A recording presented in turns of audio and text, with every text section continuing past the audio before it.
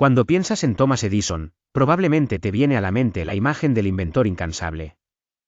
La bombilla, el fonógrafo, el proyector de cine.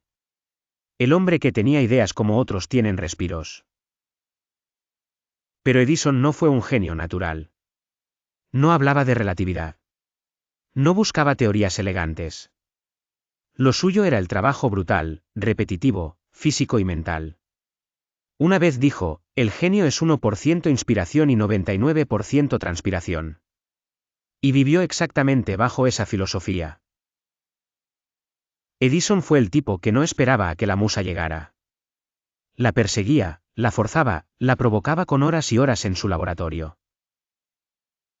Era capaz de hacer 1000 intentos de un mismo experimento, hasta lograr un resultado funcional. No se obsesionaba con la perfección, sino con la utilidad. No quería ser reconocido por su intelecto, sino por su capacidad de resolver problemas reales. Y vaya si lo logró, más de 1000 patentes a su nombre. Un imperio industrial. Y el primer laboratorio de investigación comercial de la historia. Pero detrás del mito del mago de Menlo Park, hay un niño curioso, una mente terca, y una historia de fracasos, mucho antes del primer éxito. Así que acompáñame a descubrir cómo Thomas Alva Edison, un chico con problemas de audición y sin educación formal, se convirtió en uno de los empresarios inventores más influyentes del mundo moderno. Thomas Alva Edison nació el 11 de febrero de 1847, en Milan, Ohio, Estados Unidos. Fue el menor de 7 hermanos en una familia modesta. Su padre era carpintero y activista político.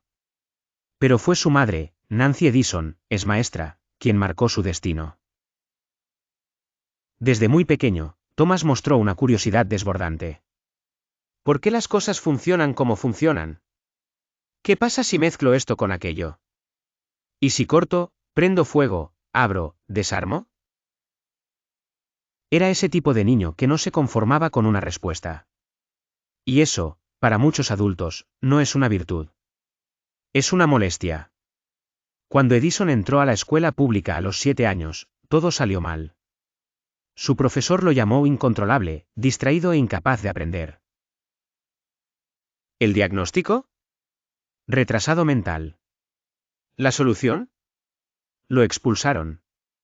Pero su madre no aceptó ese veredicto. Le dijo a Thomas que no era tonto, que simplemente pensaba distinto. Y tomó una decisión radical para la época, lo sacó del sistema educativo y lo educó en casa.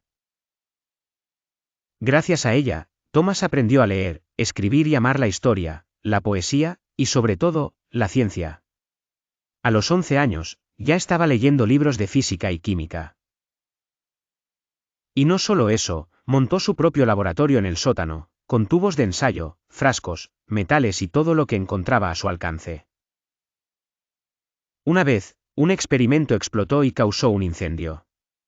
Su madre, lejos de castigarlo severamente, lo ayudó a entender que había hecho mal. ¿Resultado? Una mente curiosa que no le tenía miedo al error.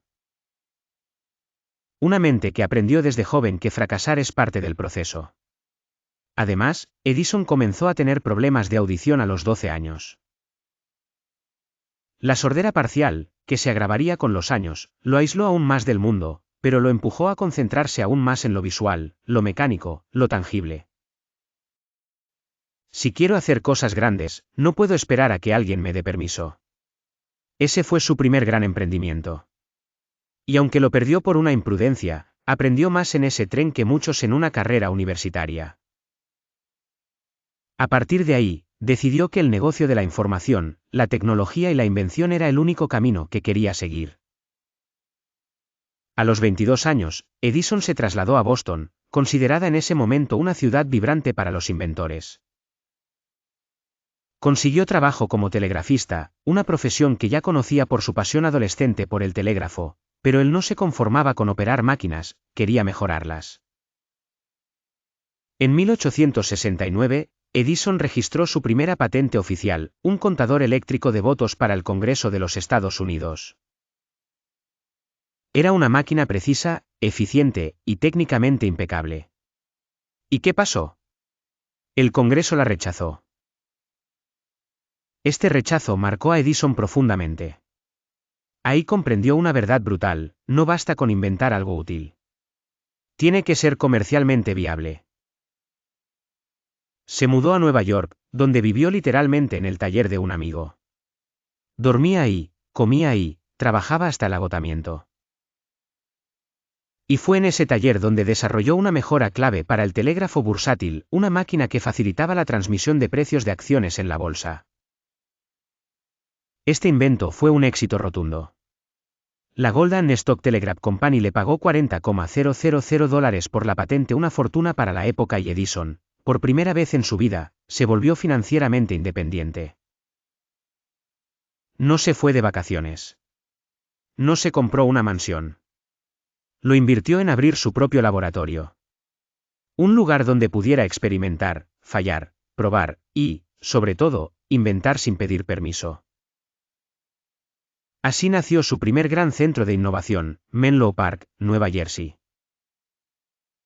En 1876, con apenas 29 años, Thomas Edison inauguró su legendario laboratorio en Menlo Park, Nueva Jersey. Edison no creía en la inspiración espontánea.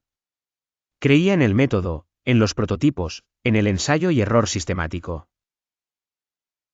Y fue ahí donde, en 1877, nació uno de sus inventos más emblemáticos, el fonógrafo, el primer dispositivo capaz de grabar y reproducir sonido. Cuando lo presentó al mundo, muchos pensaron que era un truco de ventrílocuo. Una máquina que hablaba sola. La gente se agolpaba para escucharlo repetir frases grabadas. Algunos lloraban. Otros huían. Pero como todo visionario, Edison enfrentó competencia feroz.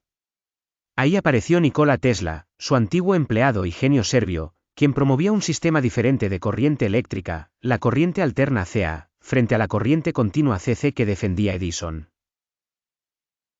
Este enfrentamiento dio lugar a la legendaria y polémica Guerra de las Corrientes.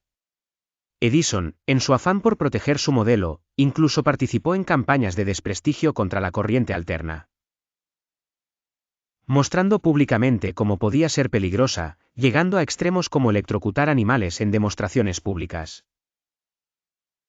Edison también tenía su lado oscuro. Era brillante, pero competitivo hasta el extremo. Un genio, pero también un empresario agresivo. Finalmente, la corriente alterna prevaleció como estándar global, pero Edison, con todo y esa derrota técnica, ya había dejado su huella como el hombre que nos enseñó a vivir con luz artificial. Y con General Electric en marcha, había creado una maquinaria empresarial capaz de sostener siglos de innovación. Thomas Edison es sinónimo de innovación. Pero también es uno de los personajes más polémicos de la historia de la ciencia y la tecnología. Muchos lo ven como el genio del siglo XIX, pero otros lo consideran un acaparador de ideas, un hombre que muchas veces se atribuía el trabajo de otros, y que no dudaba en usar tácticas agresivas para eliminar a la competencia. Un ejemplo claro, el conflicto con Nikola Tesla. Tesla trabajó para Edison, pero renunció cuando éste se negó a pagarle un bono prometido por mejorar sus generadores. Años después, Tesla desarrolló la corriente alterna junto a George Westinghouse, y ahí comenzó la guerra eléctrica. Edison respondió con una campaña pública para mostrar que la K era peligrosa. Incluso ayudó a desarrollar la silla eléctrica, usando corriente alterna, para vincular esa tecnología con la muerte. Todo, en nombre de proteger su modelo de negocio. ¿Innovador? Sin duda. ¿Implacable? También. Además, muchas de las patentes que registró Edison no eran fruto exclusivo de su trabajo, sino de su equipo en Menlo Park, que rara vez recibió reconocimiento individual. Edison era jefe, gerente, marca, y a veces, sí, el rostro de esfuerzos colectivos. ¿Pero eso anula su legado? No. Solo lo humaniza. Porque Edison no era un héroe de película. Era un ser humano complejo, contradictorio, ambicioso. Y tal vez por eso mismo, es tan inspirador.